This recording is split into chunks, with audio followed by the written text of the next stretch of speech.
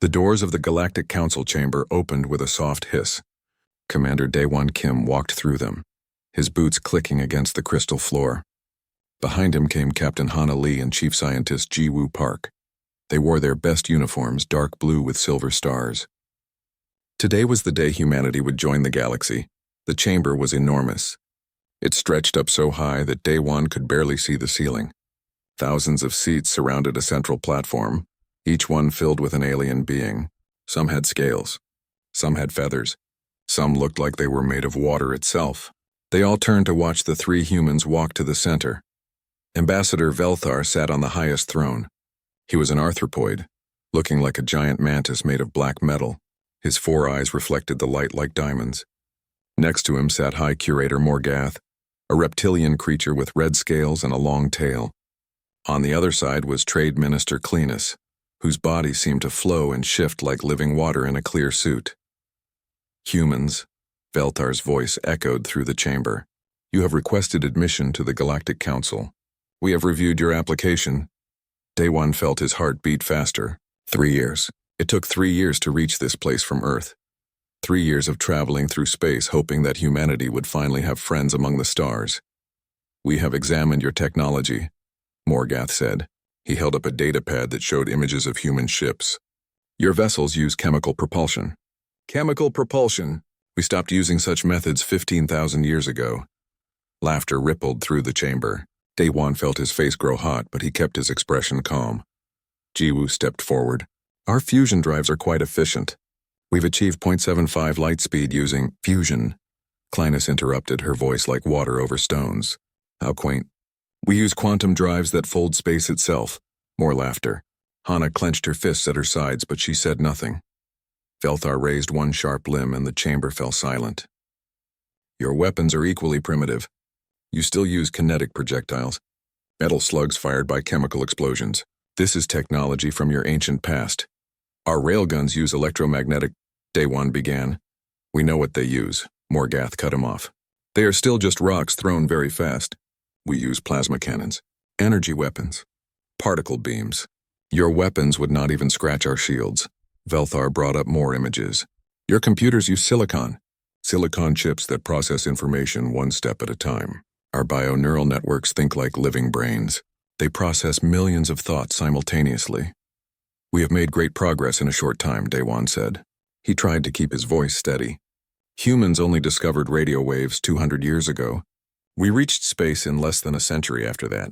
Our rate of advancement is impressive for primitives, Velthar said.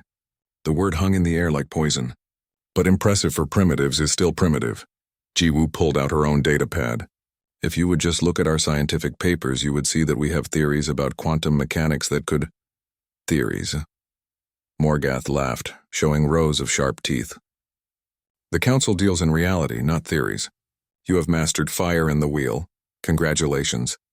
Come, back in 1,000 years when you understand gravity manipulation and quantum consciousness. The chamber filled with the sounds of alien laughter and clicks and whistles. Daewon felt something break inside him. They had traveled so far. They had prepared so much. And the Council was treating them like children who didn't understand how the universe worked. We came here in peace, Hana said, speaking for the first time. Her voice was quiet but clear. We came here hoping to learn, to trade, to be part of something bigger. And we appreciate that, Cleanus said, though her tone suggested she did not appreciate it at all. Which is why we are offering you a development zone. Velthar brought up a star map. A small section glowed yellow. These 12 solar systems will be designated as human territory. You may grow and develop there without interference. When you have reached an appropriate level of advancement, you may apply again.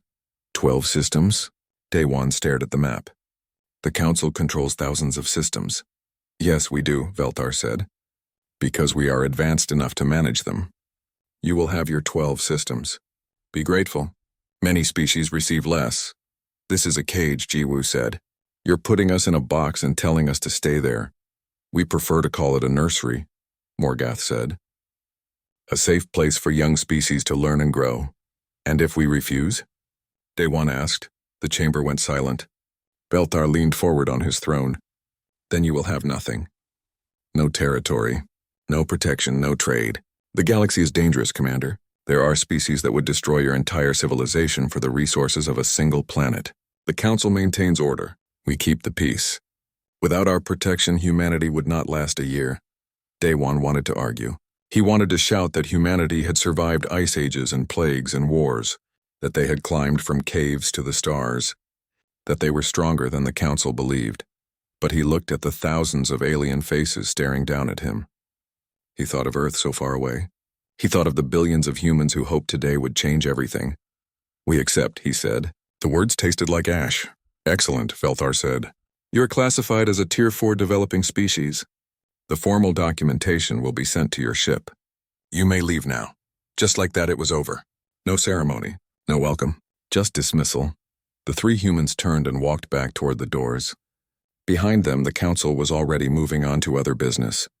They had spent less than 10 minutes deciding humanity's fate. As they reached the exit, Daewon heard Clinnis say something to Morgath. Her voice carried across the chamber. At least they're too primitive to be a threat.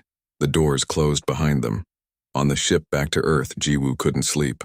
She kept reviewing the data they had collected during their time at the Council station. The scans of Council ships, the readings from their weapons, the structure of their technology. She noticed something strange. The Council ships were beautiful. They had elegant curves and perfect symmetry. Their energy weapons were incredibly powerful. Their bio-neural computers could think faster than any human mind. But as she looked closer, she saw the weakness. The Council ships had no backup systems.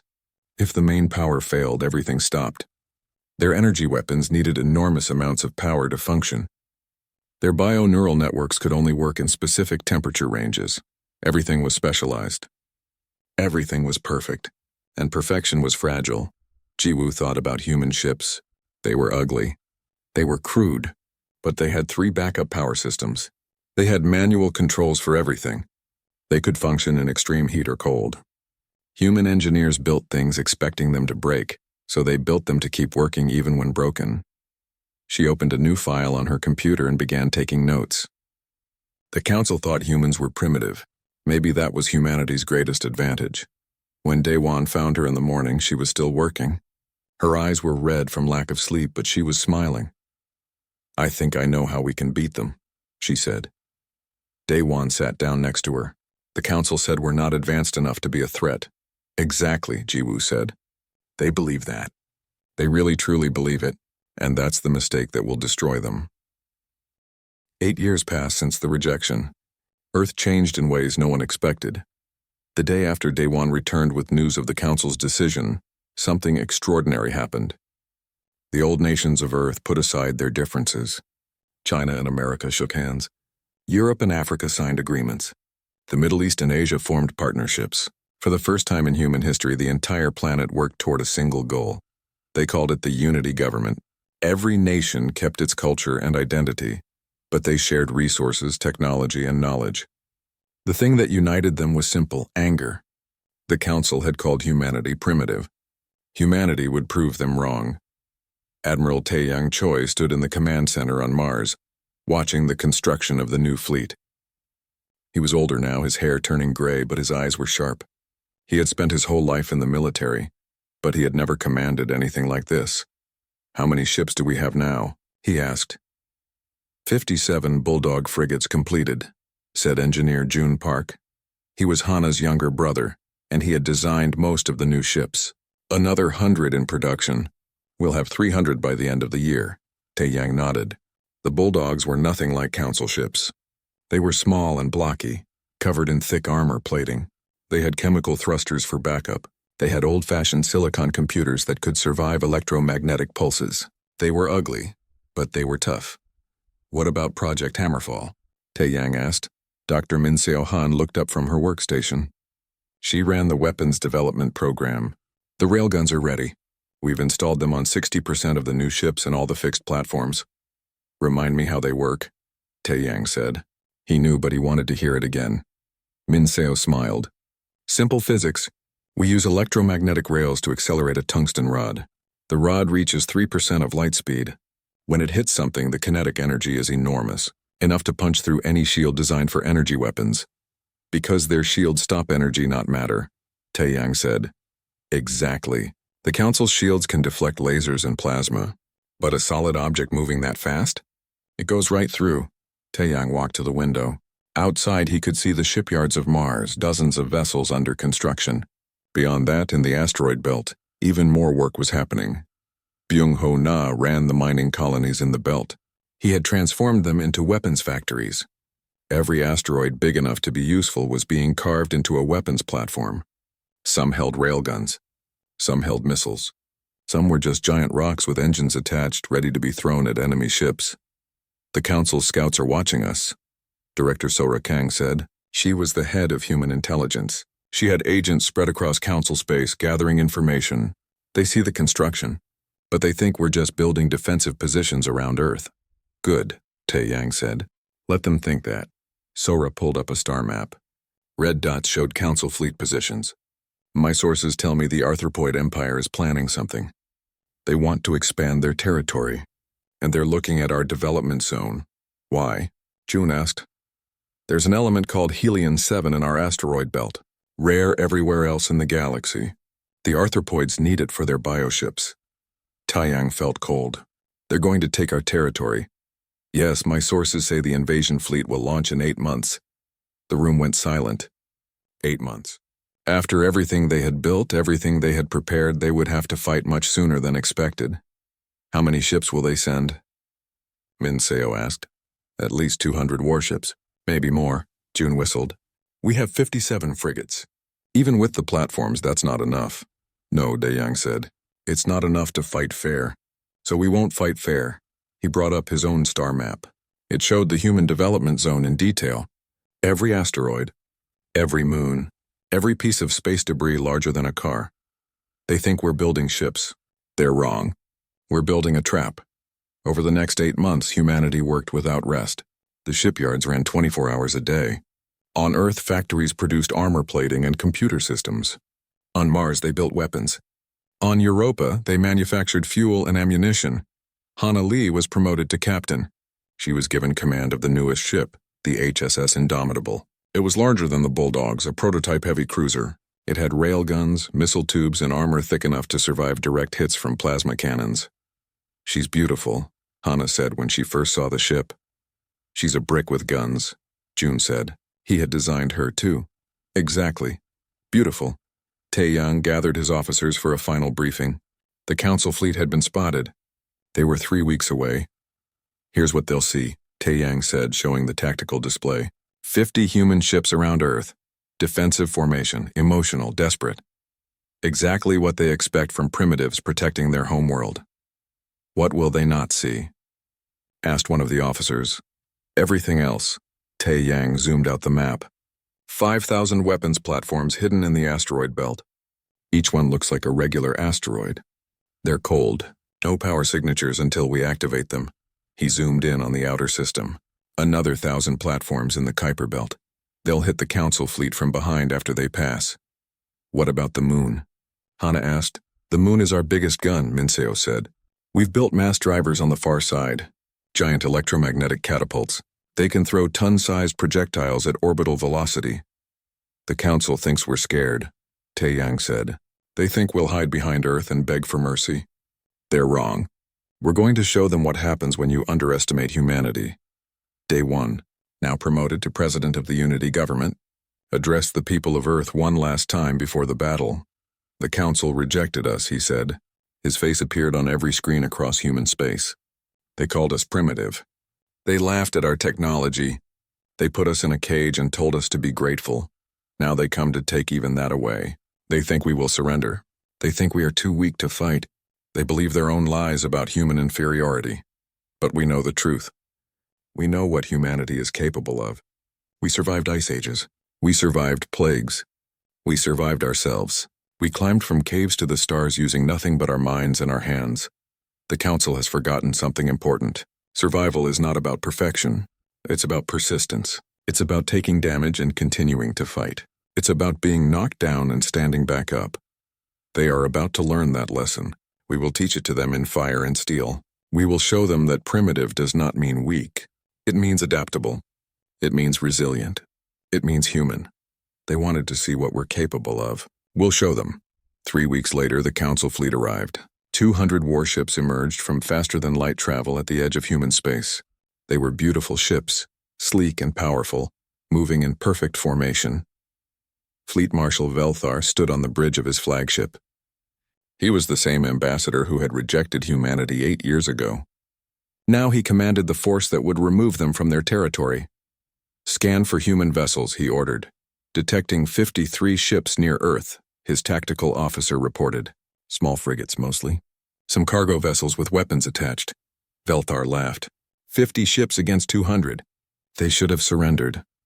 His fleet moved forward, engines glowing with captured starlight. They approached the asteroid belt with confidence.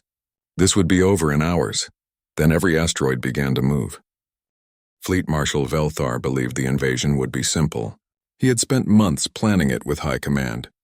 They called it Operation Reclamation. The Arthropoid Empire needed Helion-7, and humans occupied the best sources in this region of space. The Council approved the operation in less than a day. Humans were Tier 4. They had no real rights. Their development zone could be reassigned to more deserving species. It was all perfectly legal according to Council law.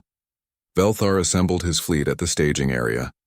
200 warships, the largest military force mobilized in 3 centuries. He commanded vessels from 6 different Council species, arthropoid bioships, reptilian dreadnoughts, aquatic carriers, even a few avian cruisers.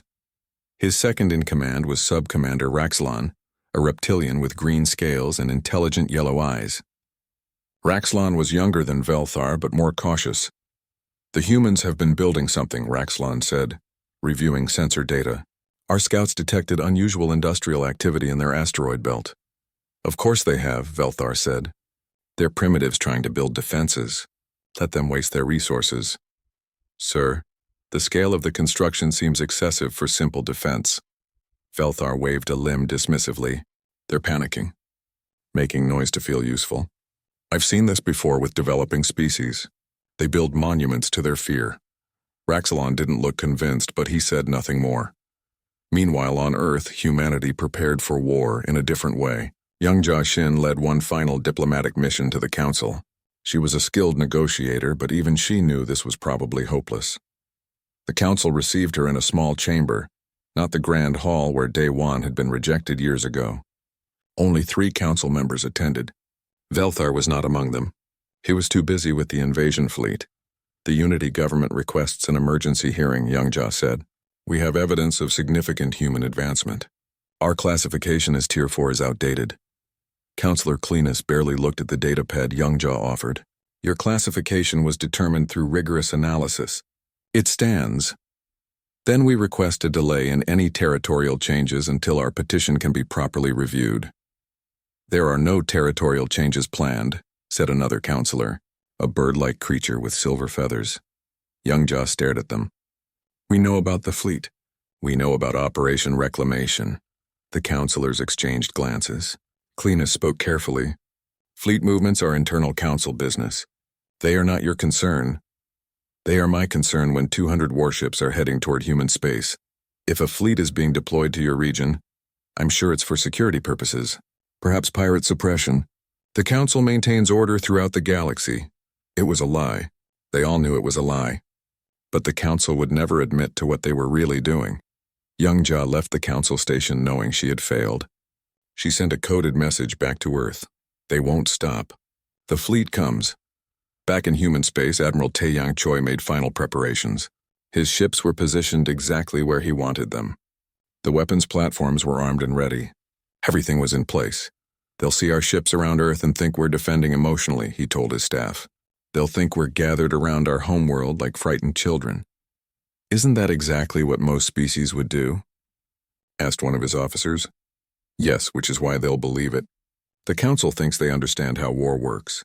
They've fought the same way for thousands of years. Ship against ship, energy weapons against shields. It's predictable. It's civilized. And we're going to be uncivilized, Hana Li said. She had joined the meeting from the Indomitable. Extremely uncivilized, Taeyang agreed. Captain Hana took the Indomitable on what appeared to be a shakedown cruise to the edge of the development zone. She reported false engine problems to make it seem realistic. Council scouts noticed the ship limping toward deep space but didn't investigate. One damaged vessel wasn't worth their time. In truth, Hana was positioning the Indomitable for a flanking attack. The ship's problems were fake. The engines worked perfectly. She just needed the Council fleet to ignore her while she got into position. The Council fleet crossed into human space with great ceremony.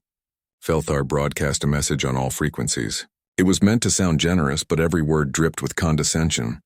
Humans of Earth, his voice echoed across space. The Galactic Council has determined that your development zone must be reallocated. You will be relocated to a single planetary system where you can continue to grow under Council supervision. Your resources will be managed by species better equipped to use them responsibly. This is not a punishment. This is the Council bringing order to chaos. You should be grateful for our guidance. Any resistance will be met with appropriate force. However, we hope you will see reason. Accept this change peacefully, and your species will be treated well. On Earth, people watched the broadcast with anger and fear. But the military forces were not afraid. They were ready. Velthar's fleet entered the development zone in a grand procession. The formation was perfect. Ships arranged by size and class, moving in beautiful synchronization. It was meant to intimidate, to show the power and order of the Council. Human vessels appeared on the Council's sensors. Velthar counted them with satisfaction. 53 ships, just as the scouts reported. Most were small frigates. Several appeared to be civilian vessels with weapons bolted on. Pathetic, he said. They're going to fight with cargo haulers. Sir, Raxlon said, studying his display, I'm detecting unusual readings from the asteroid belt. Such as, the asteroids are warmer than they should be. As if they've been running machinery recently and then shut it down. Probably mining equipment, Velthar said. They're primitives. They don't have the technology to hide heat signatures effectively. But Raxlon wasn't convinced. Something felt wrong. He had studied military history, including battles from his own species' violent past. There was a pattern he recognized. The feeling of being led into a trap. Marshal, I recommend we proceed with caution. Perhaps send scout ships ahead. And show fear to Tier 4 primitives? No, we advance as planned. The fleet moved deeper into the human development zone. They passed through the asteroid belt without incident. Velthar allowed himself a smile. Perhaps the humans had more sense than he thought.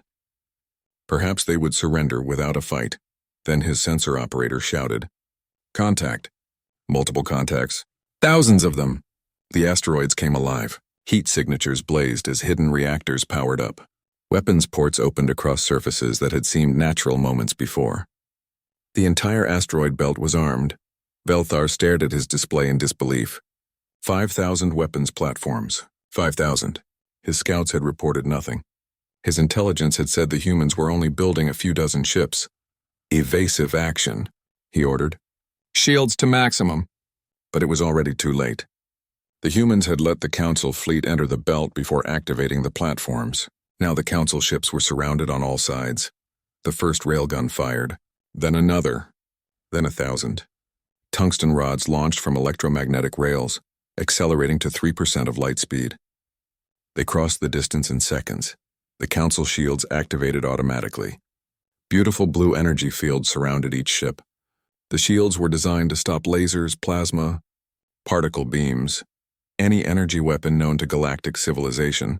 The tungsten rods passed through the shields like they weren't there. 15 Council ships died in the first 10 seconds. The rods punched through hulls, through decks, through reactor cores. Ships that had survived centuries of service exploded or went dark, drifting lifelessly. Return fire, Velthar screamed. Destroy those platforms! The Council fleet opened up with everything they had. Plasma cannons heated the void. Energy beams carved through space. Missiles launched in swarms, they hit the platforms. Direct hits that would have vaporized any Council vessel. But the platforms were solid asteroid rock with weapons mounted inside. They absorbed damage. The ones that were destroyed had already fired dozens of shots. Raxlon's tactical display showed the situation clearly. They were losing. Badly. Sir, we need to retreat. This is a kill box. Retreat? From primitives? Velthar's voice was shrill. Pride and disbelief warred in his mind. No, push forward to Earth. Their defenses must be weaker near their homeworld. It was the worst decision Velthar could have made. But his arrogance wouldn't let him see it. The Battle of Terra's Gate began with mathematics. Cold simple physics. Mass times velocity equals force. The humans had optimized both variables to their absolute limit. Engineer June Park watched from Mars Command as the trap closed. Each weapons platform was his design. Simple, brutal, effective. The Council had built elegant ships for elegant warfare. June had built rocks that threw other rocks very, very fast. Platform Delta 7 is destroyed, reported one of his techs. Delta 7 fired 43 shots before destruction. June noted. That's acceptable. On his display, Council ships tried to maneuver. They were graceful, banking and turning with their gravity drives.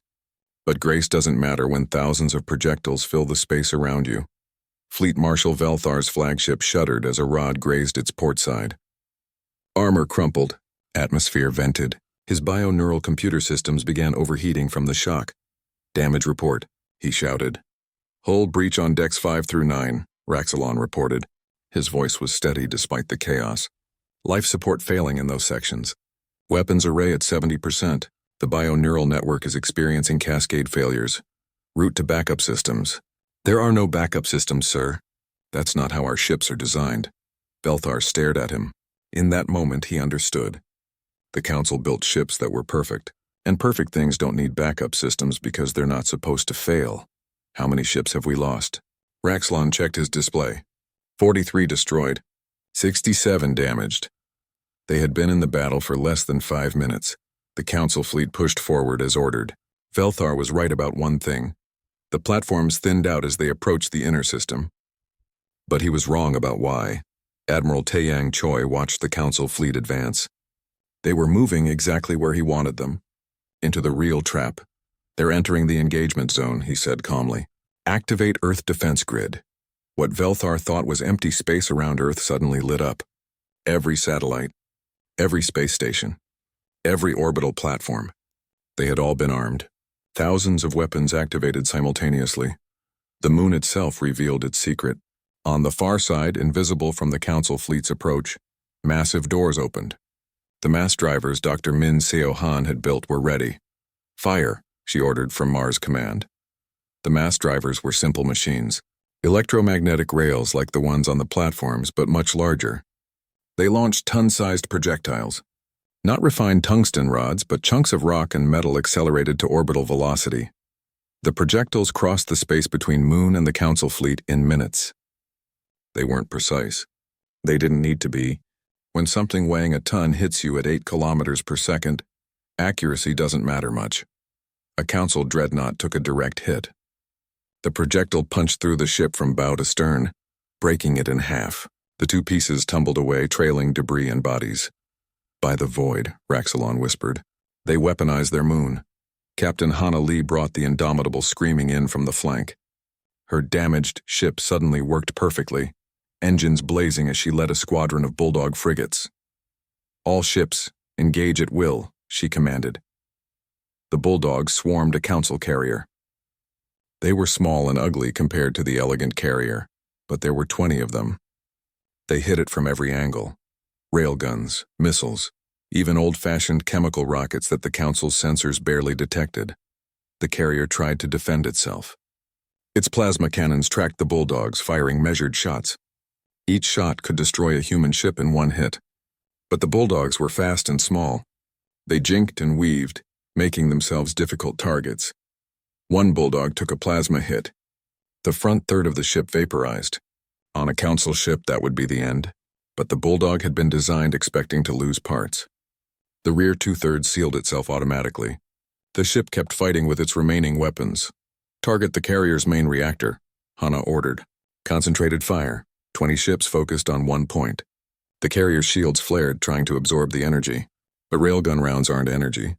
They punched through one after another until they found the reactor. The carrier exploded in a ball of plasma. The bulldogs scattered, avoiding the worst of the blast. Hana's ship took some damage from the shockwave, but it kept flying. One carrier down, she reported, moving to next target. Velthar watched his fleet die around him. His beautiful ships, the pride of the Council, were being destroyed by primitives. By weapons that shouldn't work. By tactics that weren't civilized. How are they doing this? He asked no one in particular. Raxalon had figured it out. Their weapons are kinetic, not energy-based. Our shields were never designed to stop solid matter at high velocity. And their ships have redundant systems. When we damage them, they keep functioning. That's not how ships are supposed to work. It's how their ships work. Another alarm blared. More platforms had appeared behind the fleet. The ones hidden in the Kuiper Belt, far from the sun, cold enough that sensors missed them. The Council fleet was surrounded. Ahead of them, Earth's defense grid. Around them, the remaining asteroid platforms. Behind them, the Kuiper platforms. And everywhere, those cursed human frigates swarming like insects. "We need to retreat," Raxalon said. "Now, sir. Before we lose the entire fleet." Velthar looked at the tactical display. They had lost over 100 ships. More than half his fleet. The ones remaining were damaged. And the humans showed no signs of stopping. Pride demanded he keep fighting. Survival demanded he retreat. For the first time in his military career, Velthar chose survival. All ships withdraw from the system. Maximum speed.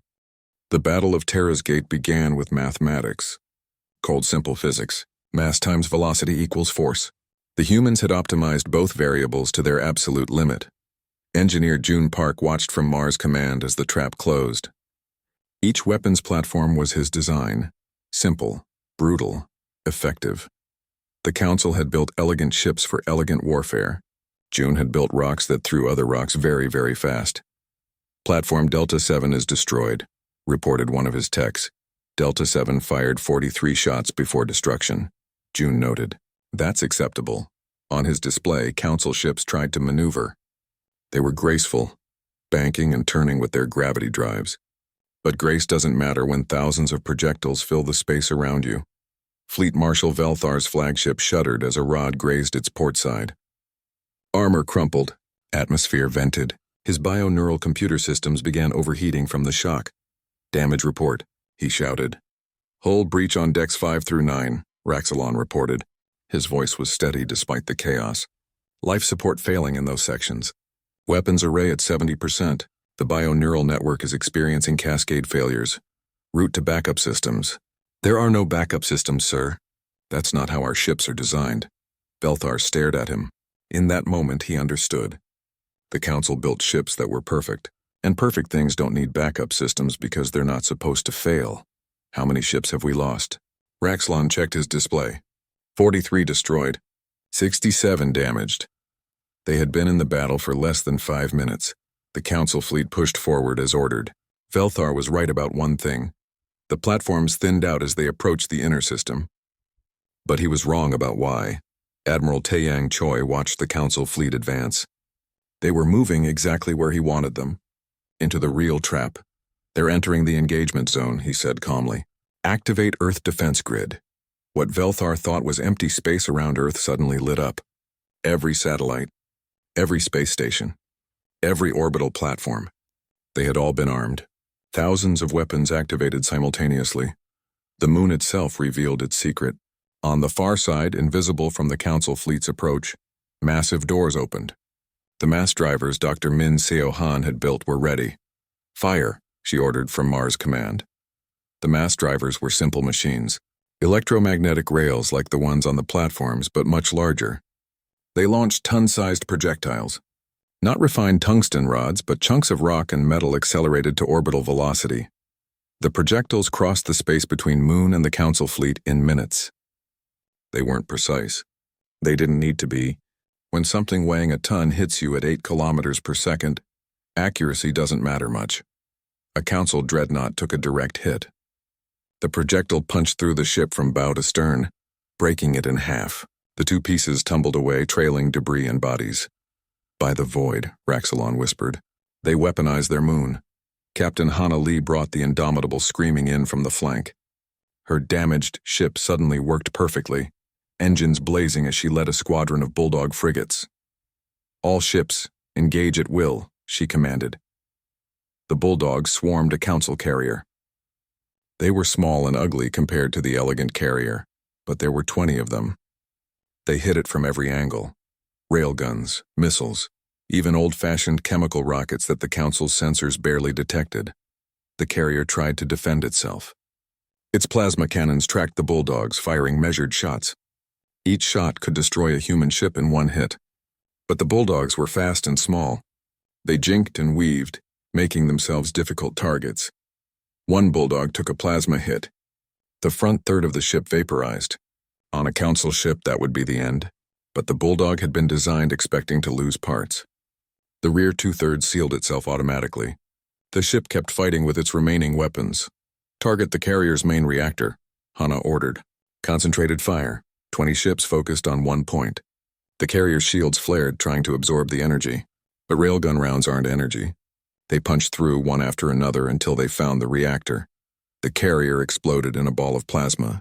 The bulldogs scattered, avoiding the worst of the blast. Hana's ship took some damage from the shockwave, but it kept flying.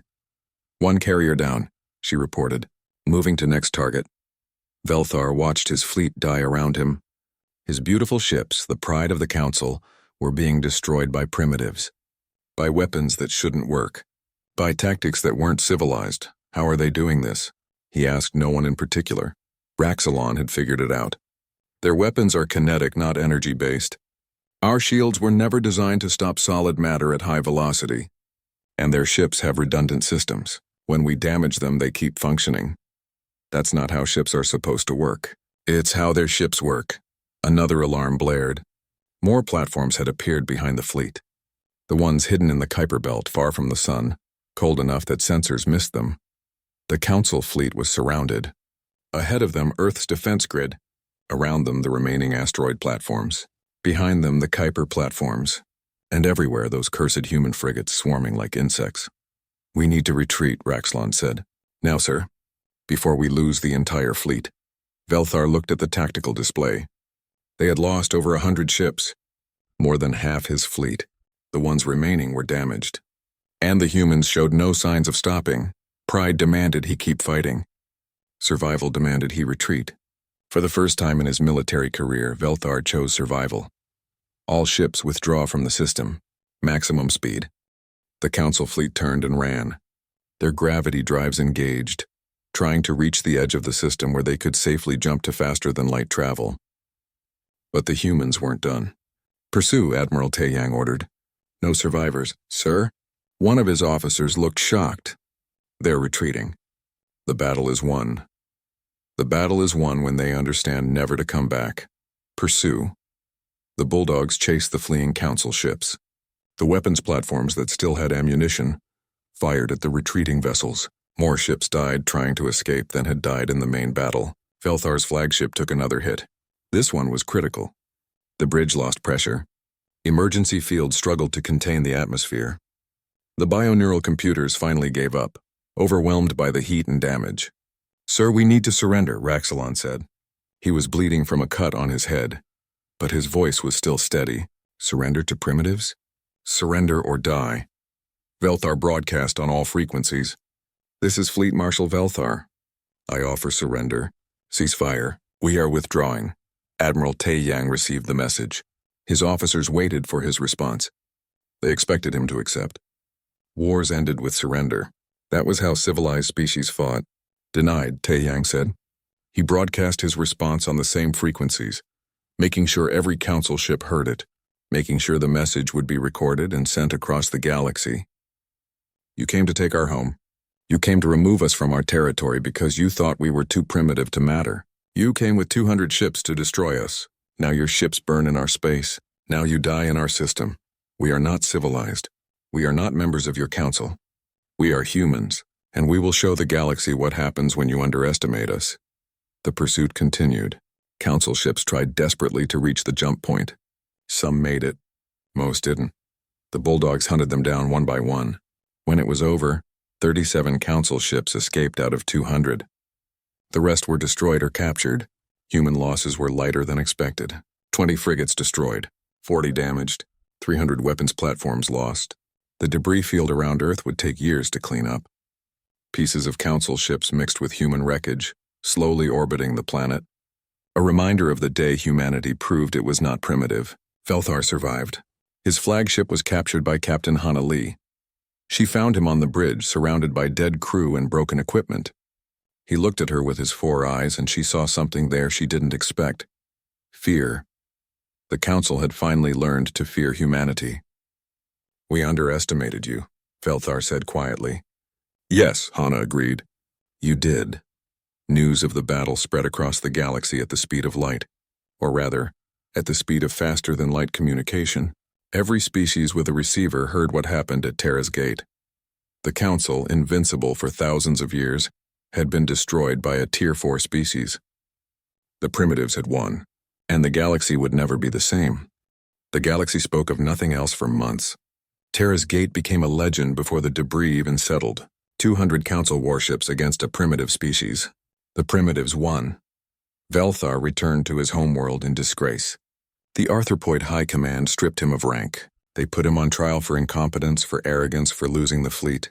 He tried to explain about the human tactics, about the weapons that ignored shields, about the trap. No one wanted to hear his excuses. They executed him publicly. His death was broadcast across Council space as a warning. Failure would not be tolerated. But the real message was different. The real message was fear. If the mighty Velthar could fall to humans, what did that say about the Council's power? President Daewon Kim received his first official message from the Council 3 weeks after the battle. It was carefully worded. The Council expressed regret over the unfortunate incident.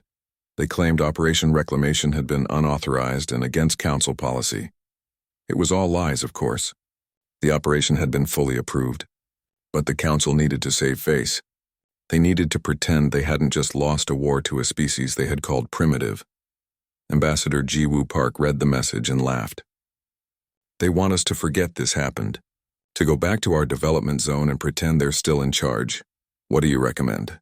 Daewon asked. We make them pay. Not in blood, in something more valuable. In power, they sent their response. Humanity would not accept an apology. Instead, humanity demanded reparations, technology transfers, unrestricted trade access, recognition as a full member of galactic civilization, and most importantly, the right to a seat on the Council itself. The Council received these demands with shock. The bird-like Councillor Vormak was the first to speak in favor of accepting. He was a reformist who had opposed the invasion from the beginning. We made a mistake, Vormak said in the Council chamber. We judged the humans by our standards. We assumed that technological sophistication equals capability. The Battle of Terra's Gate proved us wrong. You want to reward them for violence? Clinus demanded. They destroyed our fleet. Our fleet invaded their territory, Vormak replied calmly. They defended themselves. Under Council law, that's their right. Even Tier 4 species have the right to self-defense. They went beyond defense. They slaughtered ships that were trying to retreat, as we would have done to them if positions were reversed. We wrote the rules of engagement. We cannot complain when others follow our example. The debate raged for weeks. Meanwhile, something else was happening across the galaxy. Other species were watching. Other species that had been dismissed or marginalized by the Council. A delegation arrived from the Talari system. The Talari were classified as Tier 3, just one level above humans. They had been under Council restrictions for centuries. Their ambassador met with President Daewon in secret. You showed the galaxy something important, the Talari ambassador said. The Council is not invincible. They can be defeated. Are you planning to fight them? Daewon asked. No, but we're planning to stop obeying them. There's a difference. More delegations came. Species that had been forced into unfair trade agreements. Species that had been denied access to Council technology. Species that had been told they were not good enough, not advanced enough, not civilized enough. They all saw the same thing in humanity's victory. Hope. Director Sora Kang's intelligence network grew rapidly. Dozens of species wanted to share information, to coordinate, to form partnerships outside Council control. A coalition formed with humanity at its center. The Council noticed. They tried to stop it. They sent diplomatic missions. They made threats. But their threats rang hollow now. Everyone knew what happened at Terra's Gate. The Council's power was based on fear and respect. Both had been shattered. After 3 months of negotiation, the Council agreed to meet humanity's demands. They had no choice. Half the galaxy was ready to rebel if they didn't. Ambassador Jiwoo Park led the human delegation back to the Council chamber. She walked through the same doors that Commander Daewon had walked through 8 years earlier. But this time things were different. The chamber was crowded. Not just with Council members, but with representatives from dozens of other species. The Talari were there. So were the Nathari, the Kelon, the Vex. All the species that the Council had kept under control for so long. Jiwoo stood on the central platform. She looked up at the Council members on their thrones. They looked smaller now. Less impressive. The Council has agreed to our terms, she said. Her voice carried across the chamber. Humanity will receive full membership status. Our classification as Tier 4 is revoked. We will have access to Council technology, Council markets, and Council protection. In addition, the Council has agreed to reform its classification system. No species will be judged solely on technological advancement. Contributions to galactic civilization come in many forms. Councillor Vormak stood. The Council recognizes its mistakes. We became arrogant. We forgot that every advanced species was once primitive. We forgot that different does not mean inferior. The structure of this Council will change. The Central Command will be replaced by a representative assembly. Every member species will have a voice, not just the oldest and most powerful. It was a revolution. A peaceful one, but a revolution nonetheless. The Council that had ruled the galaxy for thousands of years was being transformed. Not everyone was happy. Clinus and other conservative members voted against the changes, but they were outvoted. The new species, led by humanity's coalition, had enough support to force reform. The process took a year. During that time, Admiral Tai Yang Choi worked with military officers from allied species. They studied the Battle of Terra's Gate together. They learned from human tactics. They discussed how to defend against Council aggression if the old powers tried to take back control by force. Engineer June Park designed a new generation of ships. These combined Council gravity drives with human redundancy. They were fast like Council vessels, but tough like human frigates. The first hybrid ship, called the Unity, launched from a human shipyard in what used to be restricted Council space. Captain Hana Lee commanded the Unity on its maiden voyage. The crew was mixed: humans, Talari, Nathari, even one reformed arthropoid who had defected after Terra's Gate. They flew to the edge of Council space and back, proving that cooperation between species could work. Dr. Min Seo Han opened her research to allied species. She shared the railgun designs. She taught them how to build weapons platforms from asteroids. She showed them that simple technology, properly applied, could defeat complexity. The Council survived for so long because they convinced everyone that their way was the only way, she explained to a class of alien engineers. Energy weapons, bioneural computers, gravity drives, all very advanced, all very fragile. Humanity showed a different path. Not better, not worse, just different. And different is good. Diversity makes us stronger. 1 year after Terra's Gate, the new Galactic Assembly held its first session. The old Council chamber had been remodeled. The high thrones were gone. In their place was a circular table. Every species sat at the same level. No one above anyone else. President Dae-Won Kim attended as humanity's representative. He looked around the table at the faces, some human, some alien, all equal. Councillor Vormak called the session to order. We gather today to form a new galactic government, one based on cooperation, not domination, on diversity, not conformity, on respect, not fear. The first order of business is a mutual defense treaty. Every species here will pledge to defend every other species from aggression. Size does not matter. Technology level does not matter. An attack on one is an attack on all. The vote was unanimous. Dae-Won stood to address the assembly. He thought about what to say. He thought about the journey that brought humanity here. The rejection, the insult, the anger that became innovation, the battle that changed everything. 8 years ago, we came to the Council asking to join, he said. We were turned away. We were called primitive. We were told our technology was crude, our ships were ugly, our weapons were barbaric. You were right. Our technology was crude. Our ships were ugly. Our weapons were barbaric. But you made a mistake. You thought those things made us weak. Humanity learned something in our evolution that some species forget when they become comfortable. The universe doesn't care about elegance. It doesn't reward perfection. It rewards survival. And survival means being able to adapt, being able to break and keep working, being able to lose and keep fighting.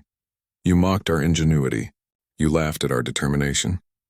You dismissed our potential, and now your fleets burn in orbit around our world. A reminder of what happens when you underestimate others. But we don't want to be feared. We want to be respected. We want to work with you, not against you. We want to build something better than the old council. Something where every species has value, regardless of how advanced their technology is. Today we start a new chapter, not just for humanity but for the entire galaxy. Today we prove that civilization isn't about who has the best weapons or the fastest ships. It's about how we treat each other. It's about recognizing that different approaches have different strengths. It's about learning from each other instead of judging each other. The assembly erupted in applause. Some species clapped, some whistled. Some made sounds that humans had no names for, but the meaning was clear. Agreement, support, hope. Back on Earth, a memorial was built. It stood in the center of New Geneva, the capital of the Unity government. The memorial listed every ship lost at Terra's gate, every crew member who died defending humanity's right to exist. The inscription was simple. We were dismissed as primitives. We chose to be underestimated, and when the universe demanded proof of human worth, we gave it in fire and iron. Here rest those who showed the galaxy what humanity truly means. Above Earth, the shipyards continued their work. New vessels under construction. Human designs. Council designs. Hybrid designs that combined the best of both approaches. The galaxy was changing, and humanity was helping to build the future. Admiral Taeyang stood on Mars watching the construction through the observation deck. Hana joined him, her uniform bearing new medals from the Battle of Terra's Gate. "Do you think they've learned?" she asked.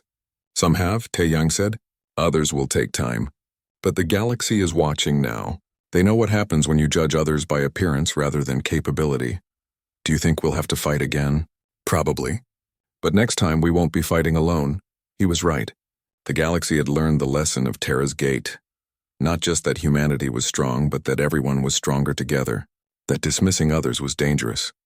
That primitive didn't mean weak. The Council mocked human ingenuity. Their fleets burned in orbit. And from those ashes, something new was born. A galaxy where every species mattered. Where different was celebrated, not condemned.